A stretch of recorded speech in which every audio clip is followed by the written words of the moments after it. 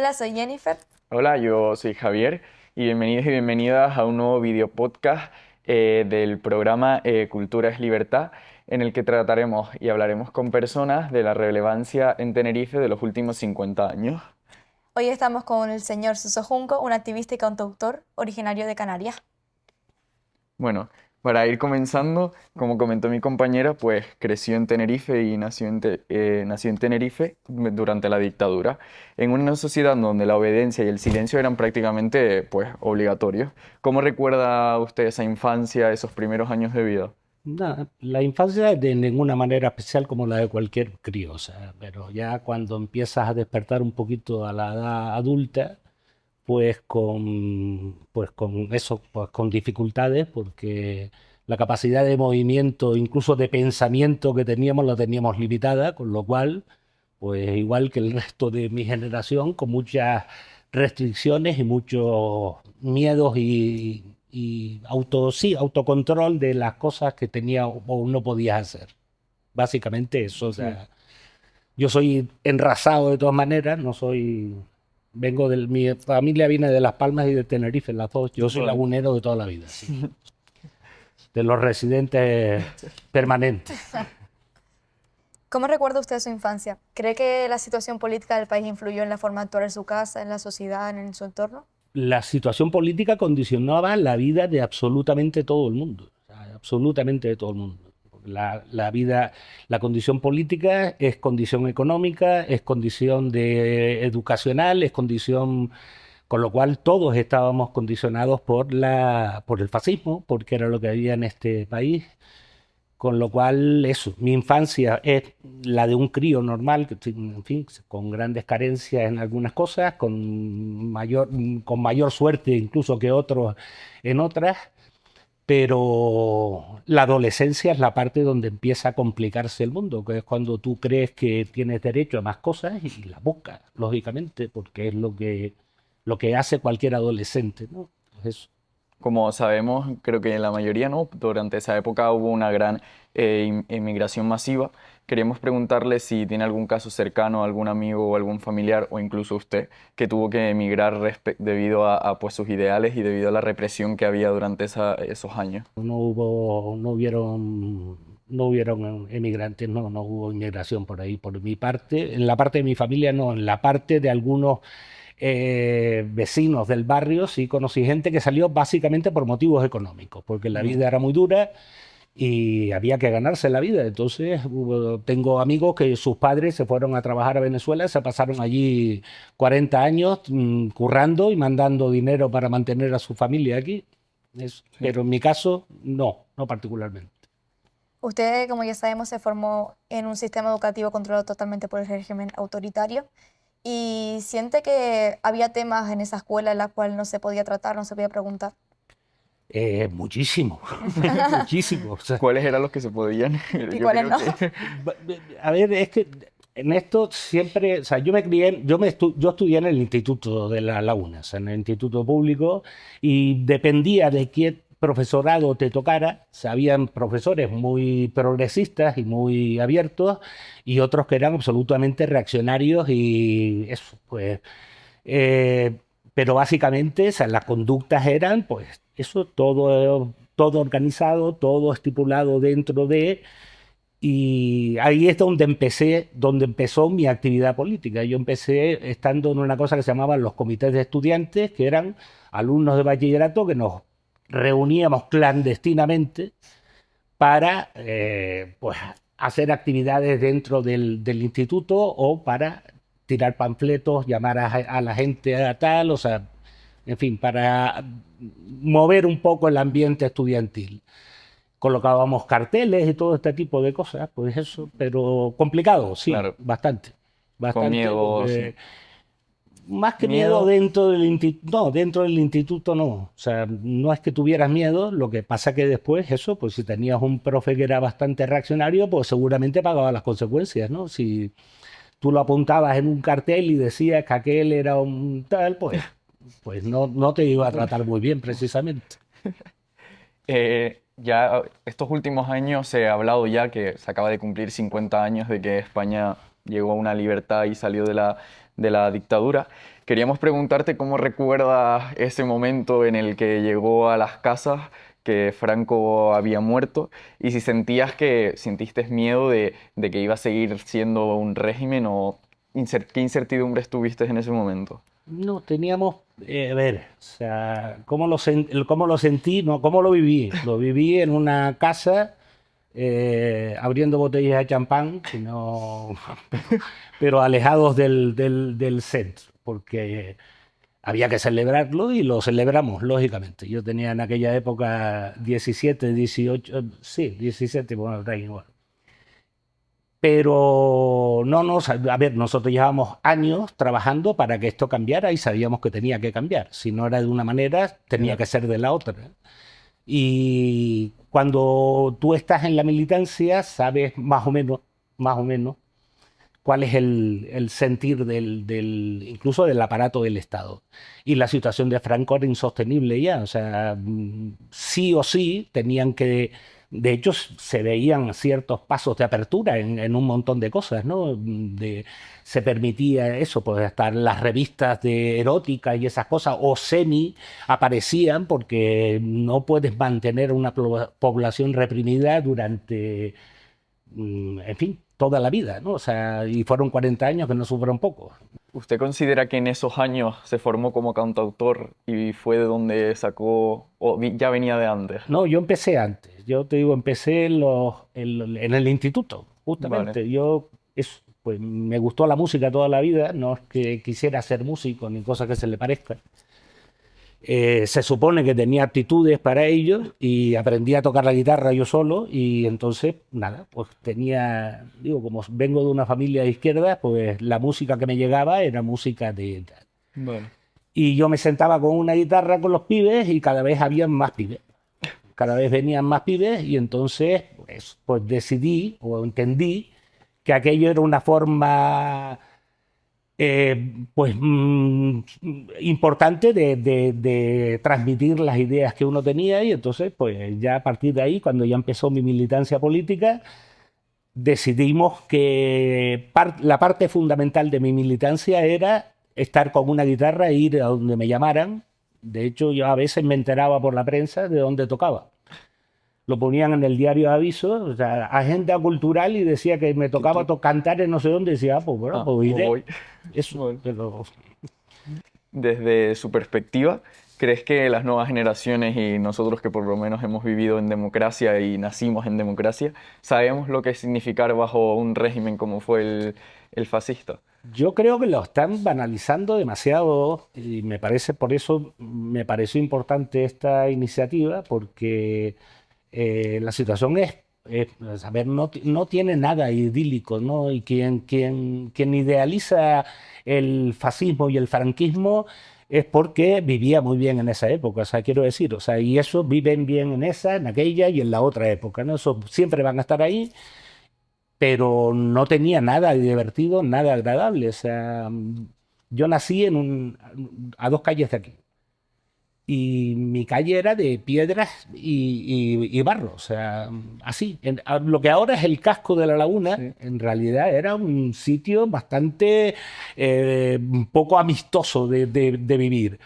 Pero bueno, pues entonces digo, no hay nada agradable que tal. Y la parte después ya de la represión, o sea, eso, yo militaba y salir a la calle a hacer actividad política significaba jugarte la vida y arriesgarte a que te pegaran un tiro o que te dieran una cuerada o que, bueno, eso, tuvimos un camarada que mataron en la comisaría de Santa Cruz y en esa época yo era militante junto con él en la misma organización. Y tuve un hermano que tuvo que mandarse a mudar de Alemania porque lo estaban buscando para llevarlo a comisaría exactamente igual, con lo cual o sea, la situación era esa, ¿no? En mi casa habían registros de la policía, pues no sé, cada 2 meses, una cosa así, te tocaban igual a las 2 de la mañana y venimos con una orden de registro y entraban por ahí, te miraban la casa de patas buscando no sé qué, porque solo podían haber panfletos, libros, pero evidentemente no había nada más eso, que les llamara más que eso, las ideas. Era lo que perseguían y las siguen persiguiendo igualmente Sí. ahora. Creemos que la mejor forma de hacer entender a los jóvenes lo que fue vivir bajo este régimen es escuchar los testimonios de las personas que han vivido en este, así que, si no es mucho pedir, ¿podría contarnos alguna experiencia dura que haya vivido durante esa época, ya sea usted o algún familiar o amigo cercano? Ya te digo, tuve un hermano que tuvo que salir, bueno, lo sacaron de la isla. Cuando mataron a Antonio González Ramos, que era un obrero que había estado en Alemania, volvió de Alemania y se afilió al sindicalismo y al Partido de Unificación Comunista. Y cuando lo mataron, tanto mi hermano como Santiago Pérez, que ahora, bueno, creo que sigue siendo diputado del PSOE, no lo sé, ahora mismo no lo sé.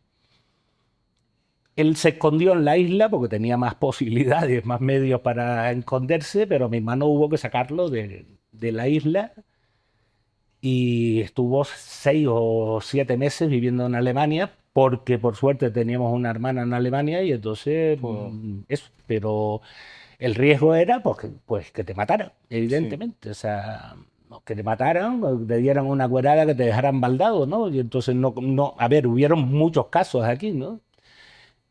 Pero yo personalmente, pues nada, tuve un par de detenciones, lógicamente. Algún cogotazo me llevé, pero por suerte no era más rápido que ellos y sí. Pero eso es un mundo muy complicado, un mundo Sí. muy jodido y muy complicado, no tiene nada de eso. Es que no sé quién Ya, puede añorar. sí. No me cabe en la cabeza cómo alguien joven puede pensar que el autoritarismo puede Eh, llevar a ningún lado bueno. Sí, No, sí, la verdad que mientras estaba hablando estaba pensando, ¿no? Porque mi familia también ha pasado bastante por ahí, eran bastante de izquierdas también abiertamente y también familiares tuvieron que huir de Tenerife. Por lo tanto, ¿qué les diría, por ejemplo, porque en mi caso tengo claro lo que fue y tengo relatos familiares, pero qué mensaje directo le dirías a esa gente joven, pues que no los tiene en casa o que se informa por Reels de Instagram o de TikTok, que se piensan que es la fuente fiable de información? ¿Qué mensaje directo le podrías dar? Directo, concreto. lo terrible es que si logran que esto vuelva, se van a dar cuenta de cuáles son las situaciones reales, ¿no? Ya. Estaba viendo que el señor Trump acaba de borrar los datos estadísticos de su gobierno de las páginas públicas o sea, no se puede consultar. Y tú dices, bueno, si la gestión pública, o sea, y esto es el paradigma de la democracia en los Estados Unidos, ¿no? Sí, sí. Pues este señor ha dicho que no va a ser datos los públicos, digo públicos los datos de paro, datos económicos del país, los datos de tal. Entonces, Sí, pues nada, democracia. bien, pues sufrirán las consecuencias de haber elegido a un tipo Sí. como este para que los gobierne, pero... Y ahí está diciendo que el cielo de Venezuela es de él también. El cielo, el mar, el petróleo, Todo. el de aquí, el de allá, el del otro lado. Ya, la Y verdad que contando después con mucho mamarracho como Milei o como tal, haciéndoselas pasar canutas a sus eso es pueblo. compatriotas. Pero si la gente lo elige, pues eso. ¿Qué se Sí, les sí. puede decir? Pues que miren dónde están estos elementos y vean cómo vive la gente y verán que no es nada divertido ni gracioso. En mi casa siempre está el dicho cuando pasa de eso que disfruten de lo votado. Siempre, siempre lo he escuchado desde pequeño. Claro, pero Que, sí, el problema es eso. Sí, por eso me pareció importante la iniciativa esta, porque si a ti te tapan toda una época si te ocultan cuáles fueron las consecuencias reales de cómo se vivió y cómo se sufrió el franquismo, seguramente estaríamos hablando de otra cosa, pero eso. Los sí, poderes siguen siendo los mismos, entonces esto, digamos que no se hablaba, no se tal, no se toca, no se menciona. De hecho, hay familias en donde, en fin, yo conozco, hace poco oí el caso de una persona que se había enterado que su padre lo habían asesinado en la guerra. y su madre le dijo que se había ido a trabajar a no sé dónde, porque de estas cosas no se hablaba. Ya. O sea, lo que te contaban en tu casa, eso me lo decía mi madre, o sea, de aquí para afuera no se habla nada de lo que se habla de aquí dentro. Y eso me lo decía cuando era pequeño, porque tú oyes conversaciones y, bueno, pues si no tienes conciencia lo puedes soltar en cualquier lado. Y eso era un riesgo para ti, para la gente que estaba a tu alrededor. Entonces, eso, se vivía Sí. con ese miedo interior de no saber si puedes ser tú en cada momento o no, o no. O sea, tienes que saber en cada momento dónde estabas, con quién estaba delante, quién te estaba mirando, y entonces actuabas de una manera o de otra. Lo cual, para ustedes que son jóvenes sobre todo, debe ser bastante complicado eso de estarse aguantando las ganas de ser uno mismo, ¿no? Me parece. Sí. Bueno, hoy en día nosotros tenemos súper normalizado ir a manifestarnos, a protestar, pero sabemos que en aquella época podría haber sido un motivo de encarcelamiento o incluso de muerte. ¿Usted alguna vez participó en alguna manifestación, protesta? En muchas, muchísimas. ¿Podría decirnos un poco cómo era, qué se hacía, dónde?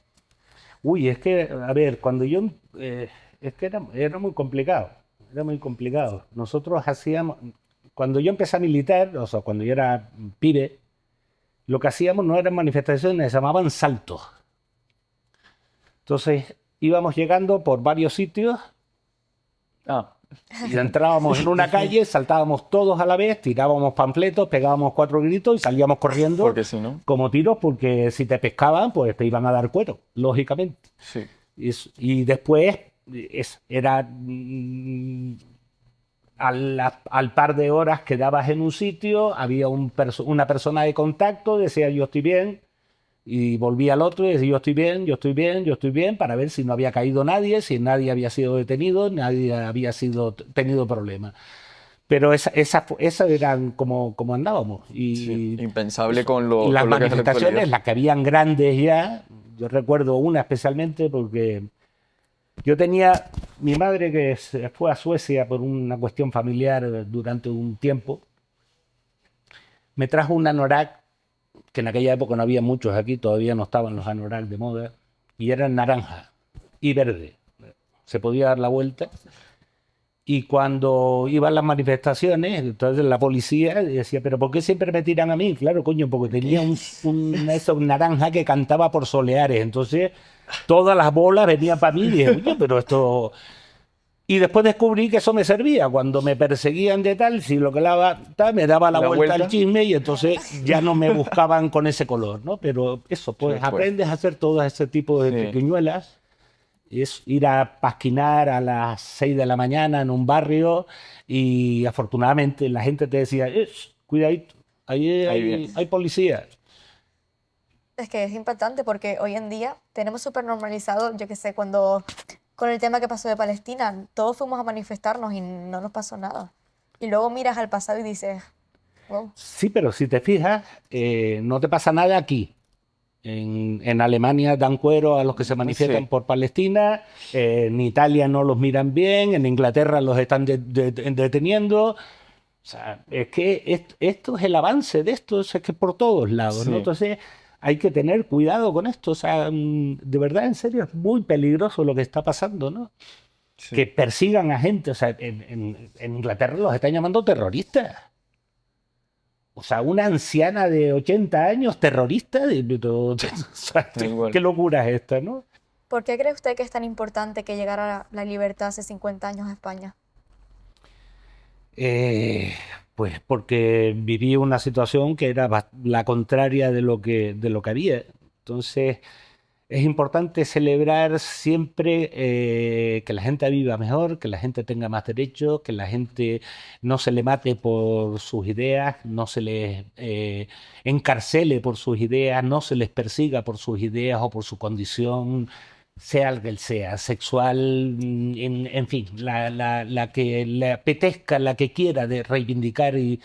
me parece que es fundamental hacerlo y entonces esto siempre es un motivo de celebración, siempre es un motivo de celebración que alguien pueda vivir siendo quien quiere ser, efectivamente sin molestar a nadie, sin machacar a nadie y sin tal, pero me parece que es elemental, ¿no? Entonces, Es importante celebrar lo que ocurrió, o sea, el fin de la dictadura, sí, el fin de la dictadura, la muerte de un dictador, más que el fin de la dictadura, pero la dictadura aguantó un poquito más.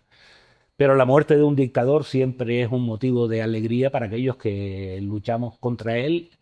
Y desde luego ya la llegada de la democracia, aunque sea insuficiente, aunque no nos convenza a todos en su totalidad, es evidente que la gente vive mejor y ha desarrollado posibilidades de cosas que antes, que hace 50 años eran impensables, ¿no? O sea, ustedes no lo han vivido, pero hace 50 años es impensable ver a un tío con rastas en el Parlamento o a una persona trans representando en un Parlamento a ciudadanos de su misma condición, de distintos géneros, de distintos sexos, y todo eso es importante, es fundamental, es lo que es nuestra vida, es la vida, la de cada uno, y tener derecho a ejercerla de la manera que uno quiere me parece que es lo más bonito que hay en este mundo.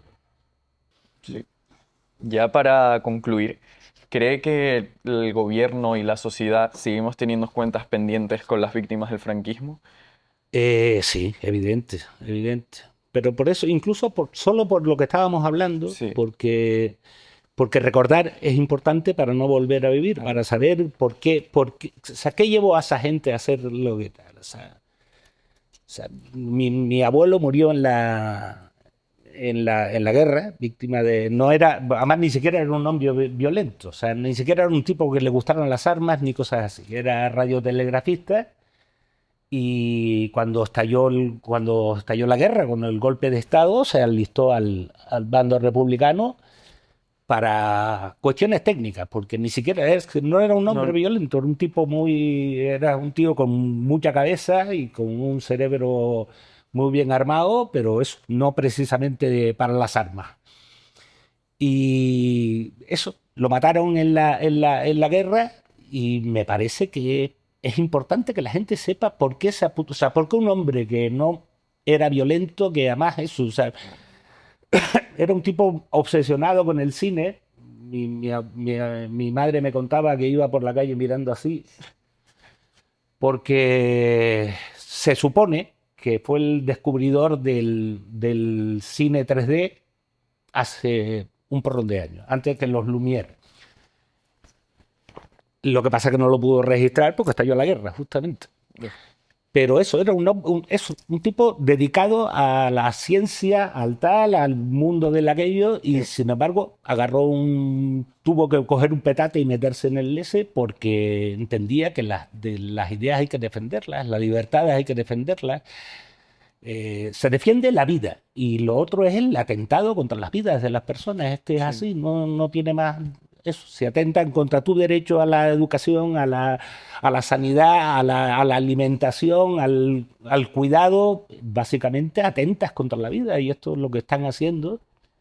Entonces, es importante recordarlos, evidentemente, y es importante hacer justicia con la gente que nos trajo, pues, por lo menos esto, que no es poco. No es poco, aunque a algunos nos parezca insuficiente. Ya. Es evidente que es bastante mejor que lo que vivimos en mi juventud. Pues muchas gracias por estos relatos. O sea que Muchas gracias por estar aquí presente. Cantado. Nada. Ya acabamos con este capítulo, que podrán ver el resto de las entrevistas en nuestro canal de Cultura es es libertad. Libertad. O sea que esperemos que les haya gustado y que lo sigan viendo. Muchas gracias.